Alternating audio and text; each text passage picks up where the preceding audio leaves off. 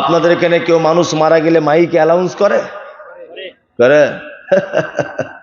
এটা আমি ফতোয়া দিতে আসিনি, আমি একটা মানুষকে হুঁশ ফেরাতে আসছি। একটা লোক মারা গেছে, তার নাম আব্দুল জলিল। ভালো করে বোঝার চেষ্টা করুন, কি নাম? আব্দুল জলিল। জীবনে কোনোদিন নামাজ পড়েনি। এই লোকটাও যদি মারা যায়, মসজিদে বলা হয় কি বলে? ইন্না লিল্লাহি ওয়া ইন্না ইলাইহি রাজিউন। সবাই মনোযোগ দিয়ে শুনবেন, আমাদের দক্ষিণ পাড়ার জলিল সাহেব মারা গেছে। 12টার সময় জানাজা হবে ফটিকদের আমবাগানে, যথা সময়ে সবাই চলে আসবেন।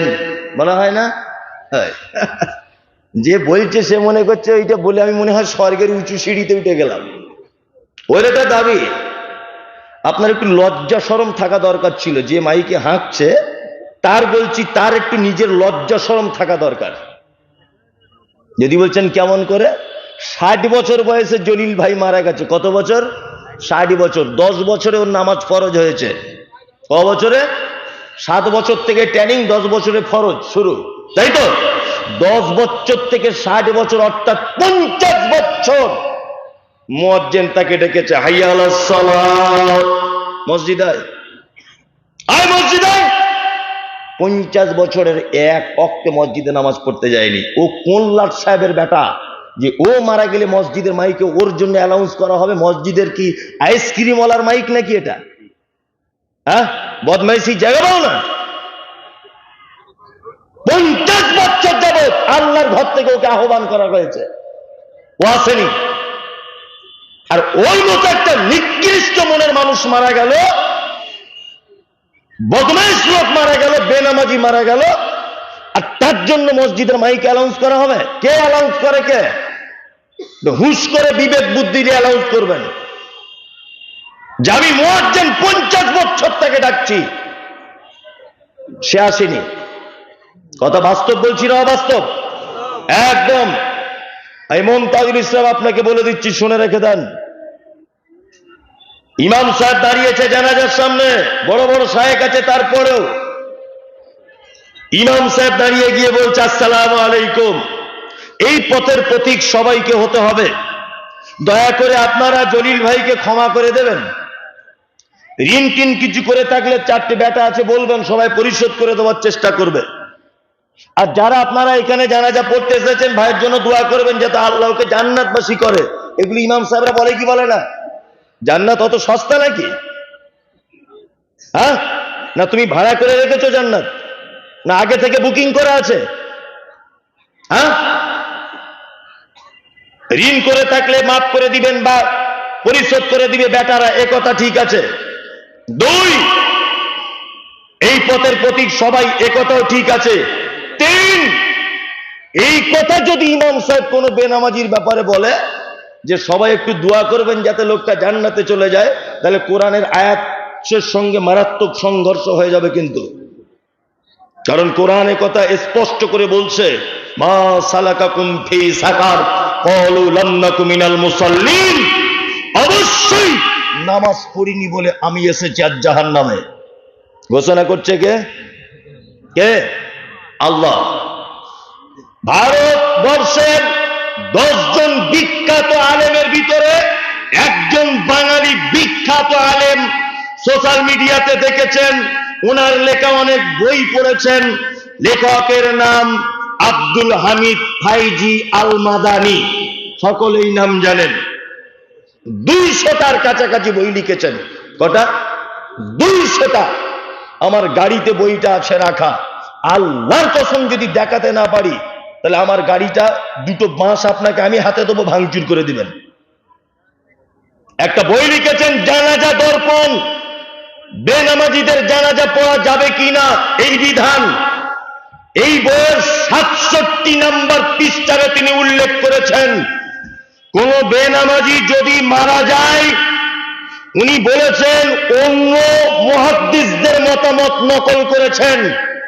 উনি বলতে চেয়েছেন যে মুসলমানদের কবরস্থানে পর্যন্ত তাকে দাফন করার ব্যাপারে উলামাদের ভিতরে মতভেদ রয়েছে। কোন কোন উলামাগণ বলেছেন তাকে মুসলমানদের কবরস্থানে দাফনটুকু করা নিষেধ। 2, আব্দুল হামিদ মাদানী সাহেব বইয়ের ভিতরে লিখছেন, কোন বেনামাজি যদি মারা যায় সামাজিক পরিস্থিতিতে তার জানাজা পড়া অসুবিধা কিছু নাই, কেউ ইচ্ছা করলে পড়তে পারে, তবে শিক্ষা দেওয়ার জন্য আরেকটা বেনামাজিকে না পড়লেই ভালো। কিছু বুঝলেন? পড়লে অসুবিধা নেই। কেউ যদি কোনো বেনামাজি জানাজা না পড়ে, মৌলভী সাহেব যদি না পড়ে, আরেকজন জিজ্ঞাসা করবে আপনি কেন গেলেন না, তখন উনি যেন এটা বলে লোকটা নামাজ কালাম পড়তো না, এই কারণে তার জানাজা পড়তে যায়নি। ওই লোকটা যে জিজ্ঞাসা করছে ও যেন ভয় করে, এই শিক্ষা দেওয়ার উদ্দেশ্যে যদি না যায় অসুবিধা নেই। লাস্টে তিনি বইয়ের 67 নম্বর পৃষ্ঠায় লিখছেন, বেনামাজি জানাজা পড়া ঠিক আছে, কিন্তু আল্লাহুম্মা গফির লিহাইয়িনা ওয়া মাইয়িতিনা ওয়া শাহিদিনা ওয়া গায়িবিনা ওয়া সাগীরিনা ওয়া কাবীরিনা ওয়া যাকারিনা ওয়া উনসানা, এই দোয়া করা যাবে না। আশ্চর্য ব্যাপার। কি বলছি বুঝতে পারছেন? বলছে জানাজা পড়া যাবে, বেনামাজির জন্য দোয়া করা যাবে না। মানে এরা এত খারাপ। কি বললাম বুঝলেন? এটা আমি বলিনি, বইটা আমার আছে গাড়িতে, দেখাবো আপনাকে। বিক্রি করার জন্য নয়, আমি নিজে পড়ার জন্য রেখেছি। ওটা প্রতিদিন পড়ি আর ঈমান তাজা হয়। আল্লাহু আকবার। এরকম অবস্থা। আল্লাহ নবী সাল্লাল্লাহু আলাইহি ওয়াসাল্লাম বলছেন, তুমি জান্নাত যেতে চাও তুকিমুস সালাতিল মাকতুবাতা, ফরজ নামাজ ছেড়ে দিও না। 4 যাকাত দিয়ে দাও। 5 মক্কাতে যাওয়া আসার মতো টাকা থাকলে একবার হজ করে নাও। ইনশাআল্লাহ 5টা আমল করব ইনশাআল্লাহ। আমাদের গ্রামে ফজরের নামাজ পড়ে ছেড়ে দেবো, বক্তব্য ছেড়ে দেবো। শুনুন, আমাদের গ্রামে একদিন ফজরের নামাজ পড়ে ইমাম সাহেবকে নিয়ে যুক্তি করলাম যে একটু তবলিগ করলে হয় না গ্রামে গ্রামে। তাই ইমাম সাহেব বলছে হ্যাঁ তাহলে করলে হয়। তো একজনের বাড়িতে গিয়ে বলছি, চাচা নামাজ পড়ো। তা প্রথমেই বলছে আমি পড়বো না, তোরা কি করবি বল। প্রথমে বলছি চাচা কিছু করবো না, তোমার ভালোর জন্যই বলছি নামাজটা পড়ো। বলছে আমি ফজরের সময় ঘুমাবো, তোরা কেন আমার বাড়ি আসবি। বলছি কথা বাস্তব। তারপরে বৃহস্পতিবার করতাম, তারপরের বৃহস্পতিবার আবার গিয়ে দরজায়, চাচা বাড়ি আছো? তা ঠিক এই ভাষায় বলছে, তোদের কি শালা কাজ নাই, নির্লজ্জ তোরা, এতবার বলছে আমি নামাজ পড়বো না। তা আমি তখন রাগ করে বললাম, চাচা তুমি যদি নামাজ না পড়ো তাহলে তোমার জানাজা পড়তে দেবো না গ্রামে কোথাও। তখন চাচা বলছে, তোদের জানাজা আমি 10 পয়সাও দাম দিই না, মুড়ে পড়ে থাকবো, পচে গন্ধ বার হবে, তখন জ্বালায় পড়ে এমনিতে পুঁতে দিয়ে আসবি, তবু আমি নামাজ পড়বো না। তোরা কি করবি বল। তাহলে আর কিছু করার নাই। বললাম বুঝলেন, আর কিছু করার নাই। তা আপনাদের অবস্থা তো ঠিক তেমন, জাহান্নামের শরবত খাবো তবুও ভালো, বিড়ি সিগারেট ছাড়তে পারবো না হুজুর। ব্যাপার এরকম নয়, এরকম। 10টা লোক বলুন তো আজকে থেকে ছেড়ে দিব। আপনি খেতেন তা খেতেন না, হাত তুললেন কেন? আশ্চর্য ব্যাপার। আসলে কথা বুঝতে পারছে না বুঝলেন। একটা লোক ডাক্তারখানাতে গেছে, এই ভালো করে বুঝুন, একটা লোক ডাক্তারখানাতে গেছে, গিয়ে ডাক্তারকে বলছে, ডাক্তার বাবু আপনার কত ফি? বলছে 500 টাকা ফি। 500 টাকা? তা বলছে হ্যাঁ। তা ডাক্তার জিজ্ঞাসা করছে আপনার রোগ কি, অসুখটা কি? তো লোকটা তখন বলছে অসুখ আমার কিছু নয় ডাক্তারবাবু, শুধু আমার ওজন বেড়ে যাচ্ছে মারাত্মক, শুধু মোটা হয়ে যাচ্ছে। তা ডাক্তার রুগীকে জিজ্ঞাসা করছে ভাই আপনি খান কি? বলছে সকালে উঠেই ঘুম থেকে 20টা রুটি আর 2 কেজি সবজি খাই। বলছে দুপুরে? বলছে একই। যে রাতে? বলছে একই। ডাক্তার দেখছে দিনে 60টা রুটি খায়, 6 কেজি তরকারি খায়, 6 কেজি। ডাক্তার ভাবছে ওষুধ দিলে কাজ হবে না, ওই রুটি কমিয়ে দিই। ইংলিশে প্রেসক্রিপশন করেছে, তো বাংলা বুঝে না, ইংরেজিও বুঝে না, অশিক্ষিত লোক। ও প্রেসক্রিপশনটা নিয়ে ফার্মেসি এসে বলছে ভাই এই ওষুধগুলো আমাকে দাও। ফার্মেসিওয়ালা তখন বলছে একটাও ওষুধ লেখা নেই, তোমাকে ডাক্তার বলেছে সকালে 10টা রুটি, দুপুরে 10টা, রাতে 10টার 1 কেজি করে সবজি। তাহলে 60টার জায়গাতে রুটি কমে এলো কটা? 30টা। 1 মাস পরে দেখা করতে যেতে বলেছে ডাক্তার। তা লোকটা 1 মাস পরে আবার গেছে। 1 মাস পরে যাওয়ার পরে ডাক্তার পাল্লাতে ওকে তুলেছে। তা পাল্লাতে তুলে দেখতে পাচ্ছে আগের মাসে ছিল 90 কেজি, এ মাসে হয়েছে 95 কেজি, 5 কেজি বেড়েছে। ডাক্তার তখন বলছে তো আশ্চর্য বিপদ, 60টা রুটির জায়গাতে 30টা রুটি হলো, তারপরে এর ওজন বাড়ছে কেন? কারণ কি?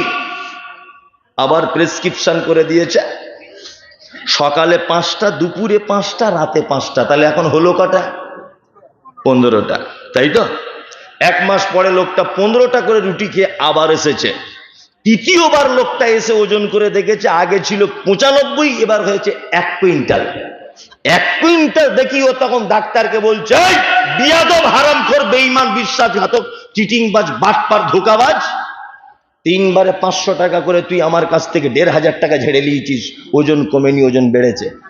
বাইর হয়ে আয় তুই আজকে নাগর ব্রিজের ওখানে, তো ঠ্যাং কেটে লিব আমি। তোমাকে চিনিস? আমি গ্রামের মোড়লের বেটা। বলছে ডাক্তার, শিক্ষিত মানুষ, অপমান বোধ করলেন। ডাক্তার ভাবছে আমি যে 60টা রুটি যেখানে খেত লোকটা এখন 15টা খাচ্ছে, তো ওজন কেন কমে না?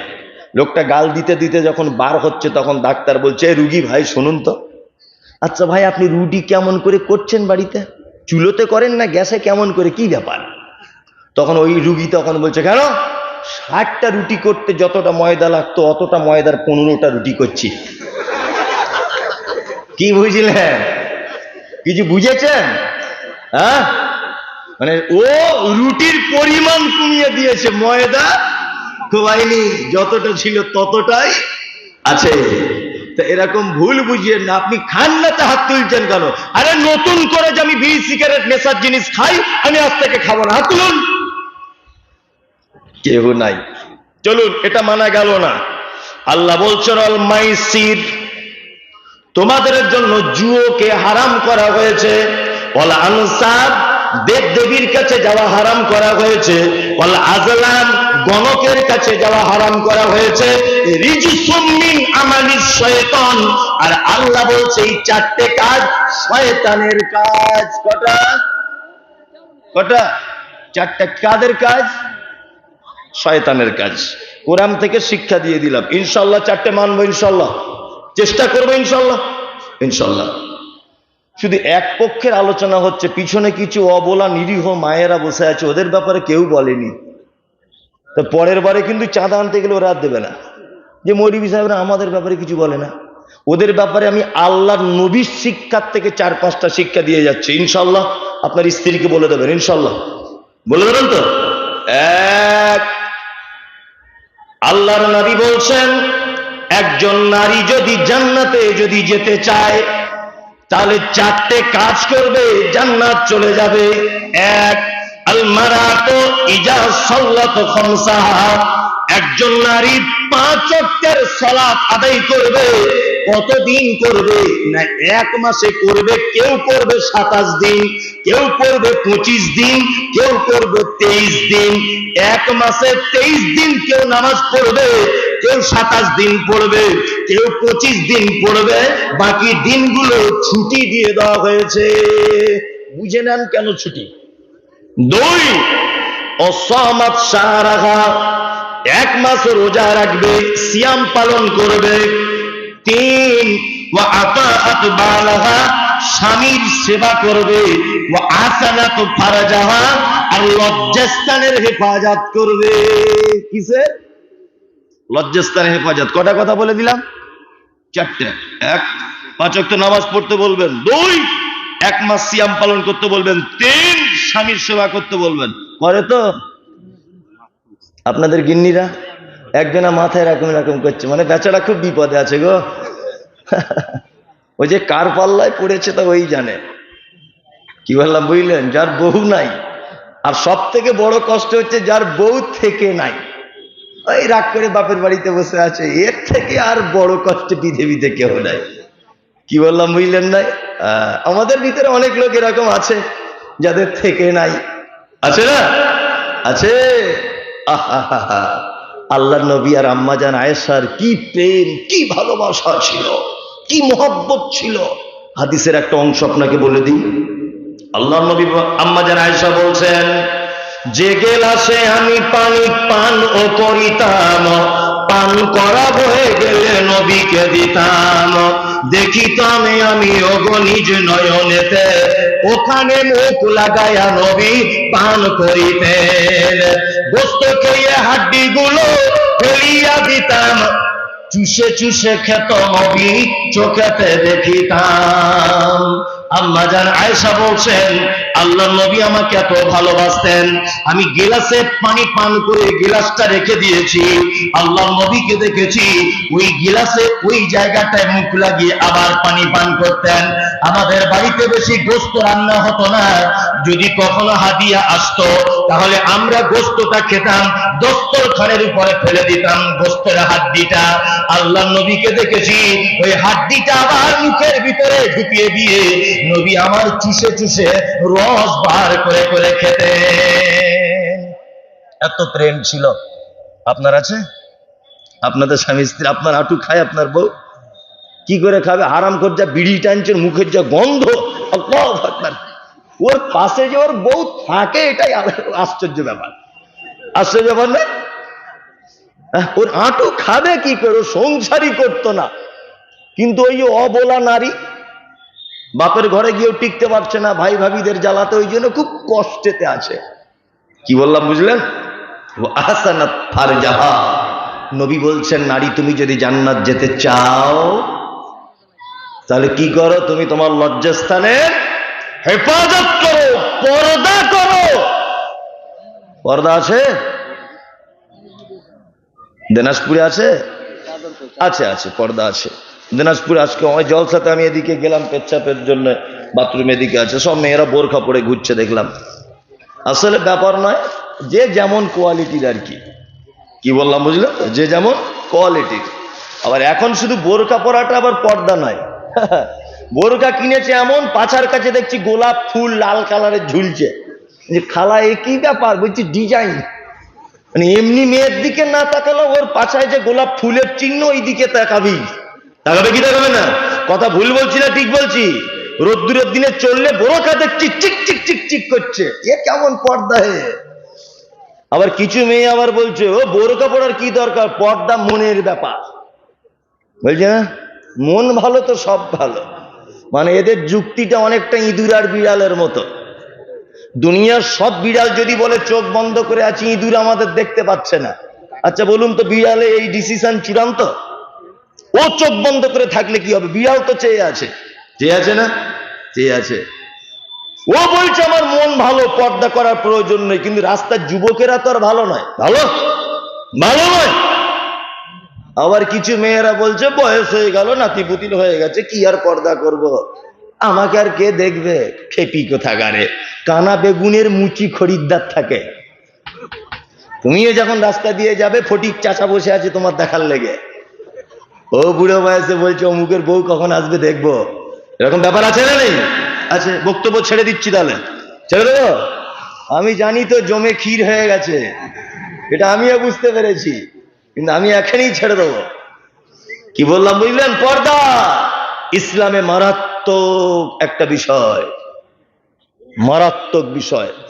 একটা মেয়ের ভিতরে যদি দুটো জিনিস থেকে যায়, পৃথিবীর প্রত্যেক পুরুষ তার কাছে কাবু।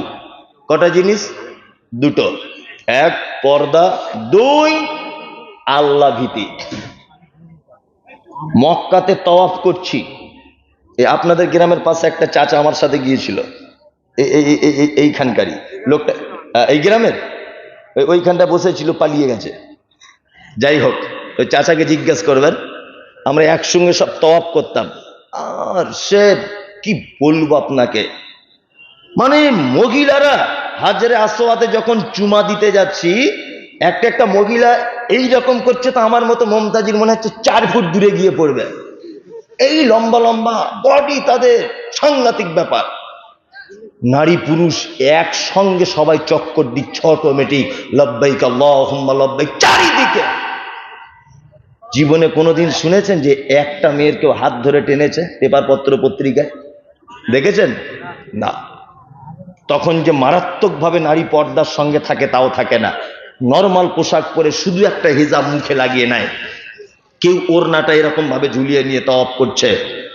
একটা নারী তখন কিন্তু কোনোদিন অপমানিত হয়নি, কিয়ামত পর্যন্ত হবে না। কারণ পুরুষ এবং নারী উভয়ের ভিতরে তখন থাকে আল্লাহর ভয়। কার ভয়?